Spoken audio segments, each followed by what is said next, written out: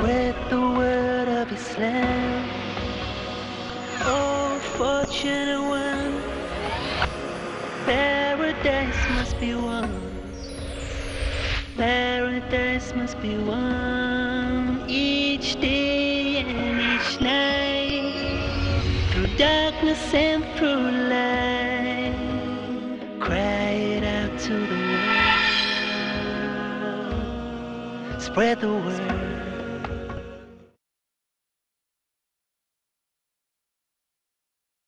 أعوذ بالله من الشيطان الرجيم بسم الله الرحمن الرحيم رب اشرح لي صدري ويسر لي أمري واحلل عقدة من لساني يفقهوا قولي السلام عليكم ورحمة الله وبركاته. Welcome to this series from Peace TV on explaining Islamic finance. We do so much efforts in passing the worldly exams. A lot of students, they have sleepless nights and they do everything possible.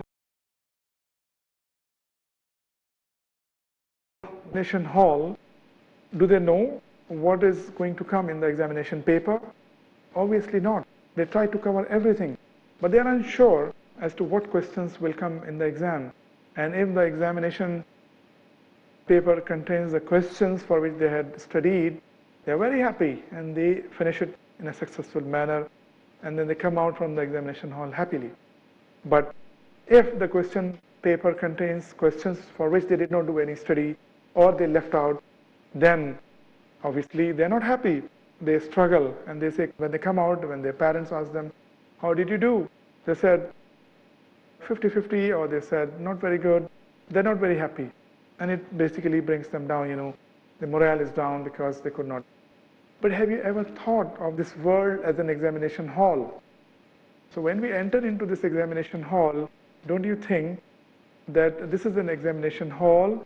The paper has already been leaked out. We have already been told what are the do's, what are the don'ts. So we know before we came into this world that the examination paper will have these questions, and we'll have to basically respond by our actions, give the answers by our actions, and then it will depend on us whether we pass the exam or we fail, because the paper we knew. In this world, if we get the paper before the exam, we are on the top of the moon and we say, well, now there is no way that I will fail in this exam. What about this world being treated as an examination hall, and you are being told that do this way, use money in this manner, use finance in this manner, treat wealth in this manner, and then when you pass the exam, you will pass the exam in a manner that will be eternal.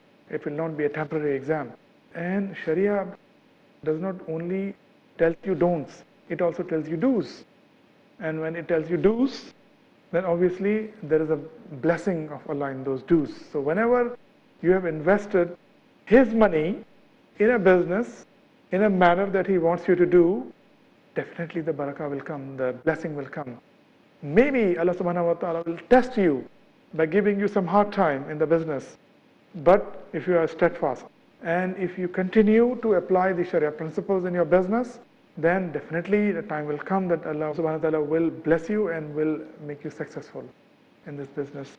Now when we talk about this success in the hereafter, obviously apart from the finance, it also depends on how is your relationship with your fellow human beings, because there are different angles to you being here and then treating money, and then how you are treating your fellow human beings. Now in this case, obviously the relationship between fellow human beings must be on the level of equality and brotherhood.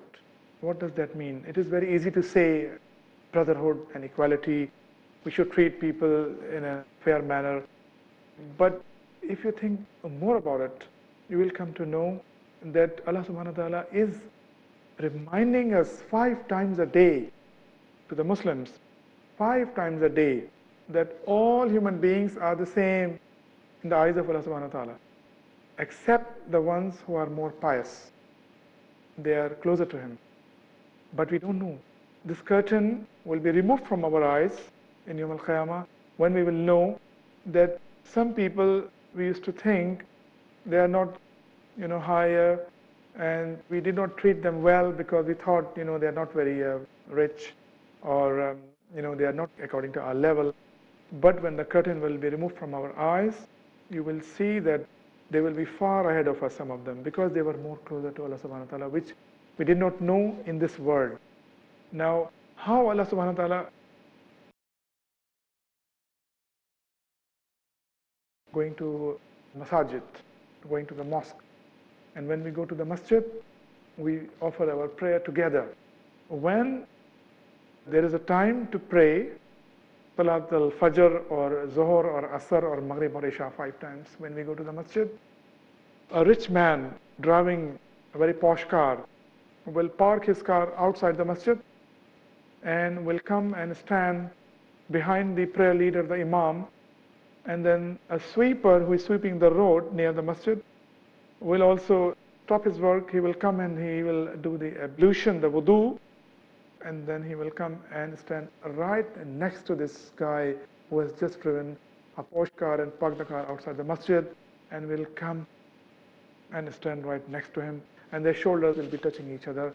The personal spaces are liquidated. There is a personal space when you talk to each other. We respect that when we don't come very close to each other. But when you go to the masjid, Allah subhanahu wa ta'ala is telling us, provided we understand that there is no difference between this rich man who has driven a posh car and this sweeper who has just come and stood right next to him, and their shoulders are touching, the personal spaces are removed. So in front of Allah, when we bow down, we do sajda or ruku, we are together, we are the same. But Allah subhanahu wa ta'ala is telling us that we basically are the same in front of His eyes, but only the one who follows Him is dearer to Him. And we don't know at this time. We don't know whether the sweeper will be far ahead of this man who has driven a posh car, who has come to offer the prayer, or maybe this person is really ahead in this world as well as in the world hereafter. That's why there is a very nice dua that we read, Rabbana Atena fid dunya hasanatan wa fil akhirati hasanatan wa qina azaban nar. That please give us success in this world and the success in the hereafter, in both ways. So when we talk about the success in the hereafter, it is much more important. And if we are reminded 5 times that we are all equal, then there is only one way to be closer to God, is to follow this book in its entirety, not only in going to the masjid or going for umrah or hajj or praying or fasting, but also in our financial matters. How can we leave such a big gap in our lives not to follow Allah's guidance in our financial matters? And Islam basically emphasizes moderation.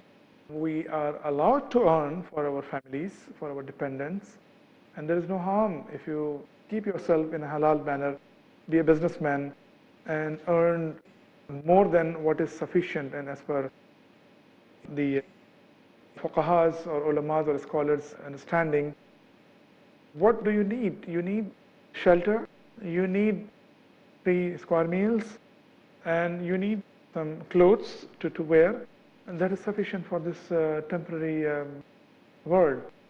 But nobody is stopping you from earning more than that. But while doing so, you should really keep the Sharia principles firmly grounded. You should be holding the Sharia principles if you are doing transactions, the financial transactions. You should be each and every moment looking whether you are crossing the Sharia boundaries or you are within the Sharia boundary.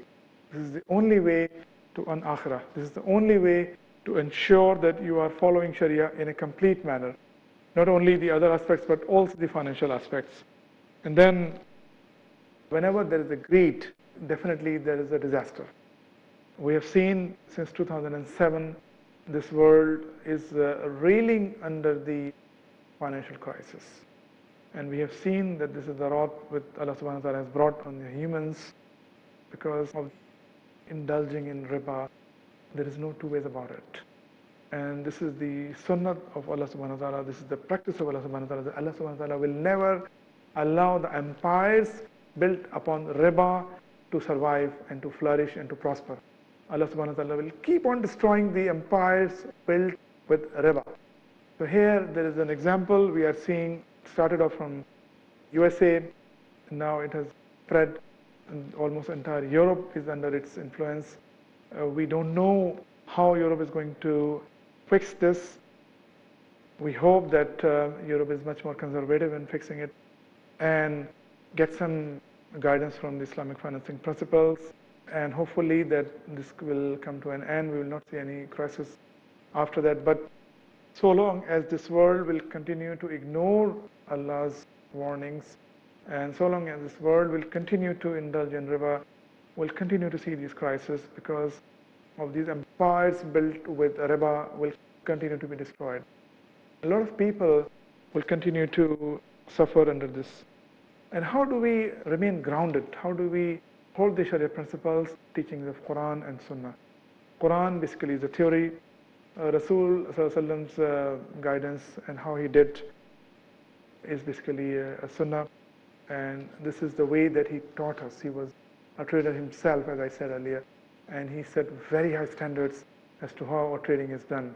When we talk about Quran and Sunnah, majority of the financial matters are very clearly defined in Quran and Sunnah, and you will be amazed that the chapter of inheritance is so clearly defined in this book that you don't need an accountant to know who will get what. It is very clearly stated that the mother will get this much, the daughters will get this much, the sons will get this much, and the wife will get this much. And subhanAllah, in Islam, from day one, the wife has been included in the husband's inheritance. In the Western world, we had this issue that the wife is not in blood relation to the husband, so keep her away. She will be the wife during the life of the person, but the moment the person dies, she will not get a penny from the inheritance of the person who died, because she is not blood relative. So only the sons and the daughters who are the blood relatives of the person who died will get, but not this poor wife. Islam put women at such high pedestal, and this should be looked into the context when Islam came. In 7th century AD, how the women were treated? They were treated worse than slaves. And when a girl was born, she was buried alive. And the person at whose house a girl was born, he was taunted. You have brought a girl into this world, you should be ashamed of yourself. You should have brought a son, as if it was in his power to bring it. And Allah subhanahu wa ta'ala, with the guidance of Islam, Allah subhanahu wa ta'ala gave women such a high pedestal that Allah said that the Jannah or heaven is under the feet of your mothers. Mothers were treated very shabbily at that time because they were women. And the young girls, the newly born, were being buried alive under the hot sand. Can you imagine the extent of cruelty? And Islam took the women from that lowest ebb and then put them very high, and then gave them the inheritance in the person who died. Also, this hadith, the saying of the Prophet Muhammad, that the Jannah or the heaven is under the feet of your mothers. It means that be good to your mothers and serve your mothers well, so that you are entitled to Jannah. And obviously there are guidelines of how you should treat your wives, not so shabbily as before. Were very humble with his wives, and Rasulullah used to treat them like friends. He used to play with them, he used to joke with them. He used to be so close to his daughter. He used to treat the daughters so nicely. He used to be so close to them and he used to play with them. So this is a model father, this is a model husband who has basically given us the guidance to how we should treat our women. With this, we will take a break and we'll come back shortly. Please stay with us. Spread the word of Assalamu alaikum wa rahmatullahi wa barakatuhu. Welcome back, and let us continue with our discussion. Now, when we talk about Quran and Sunnah, we see that majority of the matters are settled very clearly in Quran and Sunnah. And also, there is another level in Islamic finance, which is basically the consensus or ijma. In the consensus, basically, you collect the scholars of your time, and then you put a matter in front of them, and then they guide you, and they come up in consensus, either consensus unanimous decision, or it could be a majority decision, and they tell you what to do, how to deal with a certain issue when it comes to Islamic finance. Now, in this modern world, there is a very good example in Islamic finance of ijma, which is actually the Sharia standards taken out by the IOFI. What is IOFI? IOFI is a standard setting body which is based in Bahrain, and which basically has got its own Sharia board. And the Sharia board basically has got members from all over the world, almost the entire globe they have covered.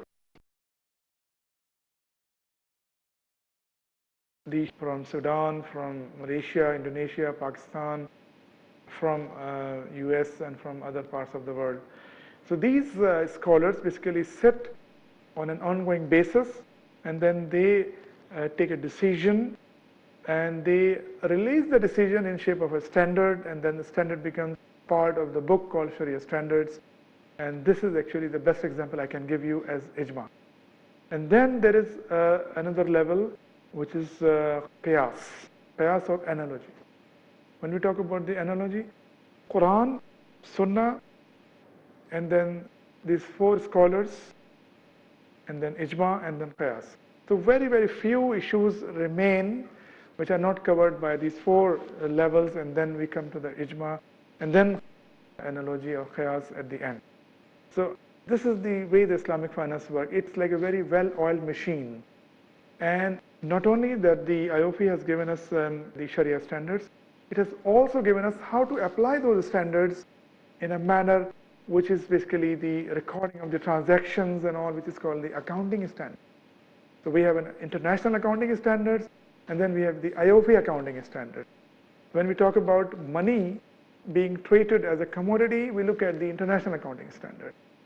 When we say money to be treated as a commodity, we look at the IOFI accounting standards. So it means that the IOFI has basically given us the accounting standards which tell us how you will treat the money as a medium of exchange when you are investing in the investment contracts, and when you are basically buying and selling in the sale contracts, and how the accounting entries will be passed. So we are not talking about just a concept, we are talking about a full-fledged system.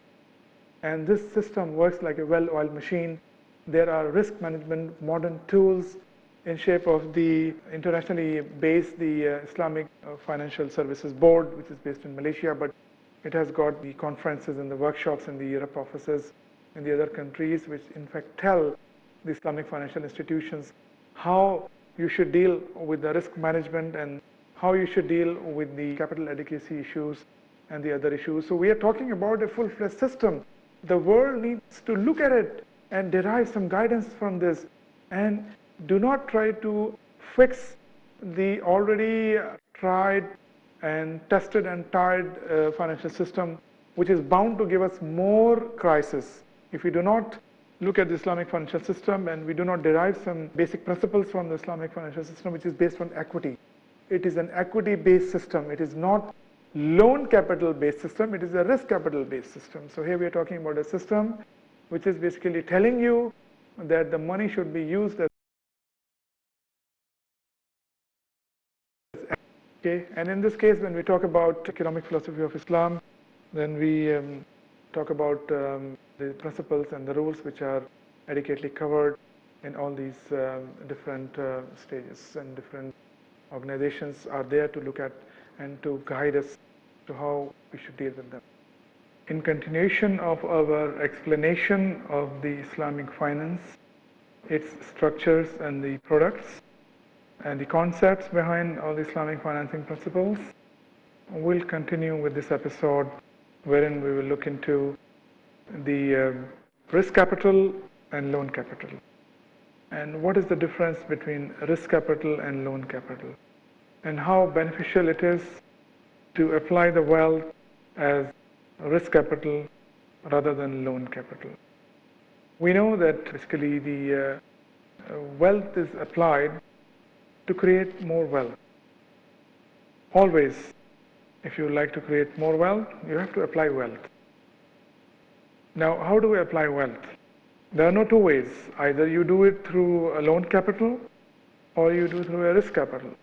When we say about loan capital, we mean lending money on interest and earning interest. And when we talk about the risk capital, then we say that the risk capital actually is the equity which you invest, and you are exposed to the equity risk because you are not simply lending the money and waiting to be paid back with interest, but you are actually getting involved. You are there on the ground as to how the money is being invested and how the return is coming out. Before we talk about the niceties of risk capital and how the loan capital can be detrimental and exploitative, let me take you through the do's in Islamic finance. We discussed about don'ts. Now let us see what are the do's. We have discussed in an earlier episode that in Islamic finance teaches us that the money should be applied as a medium of exchange and not as a commodity.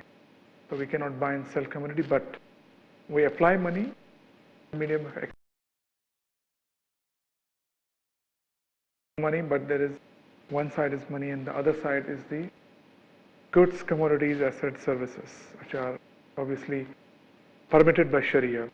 So as per Sharia, you cannot invest your equity in the non-permissible commodities, in the non-permissible goods, or in the non-permissible activities. And then obviously use money as risk capital and never use it as loan capital. Also trade in permitted goods and services.